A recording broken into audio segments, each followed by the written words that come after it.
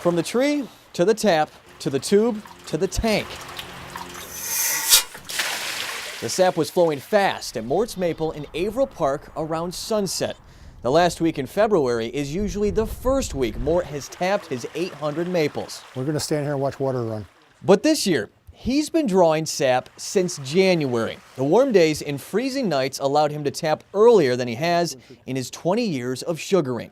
With the last 2 years having to do it on snowshoes, I took the opportunity to put the taps in January. It seemed to be perfect timing. Maple producers had a head start this year. Mort has already produced half of the 300 gallons of syrup he usually boils in a year. It's been a whole lot of work in the sugar shanty over the 217-degree boiling sap. It's very labor intensive, especially doing it with wood. You got to cut and split the wood.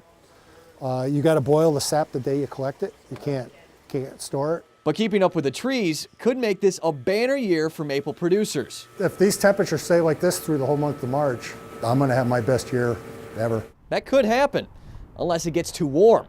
A string of days well above freezing could dry up the taps in the trees and stop sap from flowing. And that could mean the season would be done before it is usually in full swing. Last year's cold winter meant maple season was late, but New York made the most maple syrup it has in 70 years. So will this be a good year after all? Anybody ask me how the season's going to be, or if it's going to be a good one or a bad one, I'll let them know come April.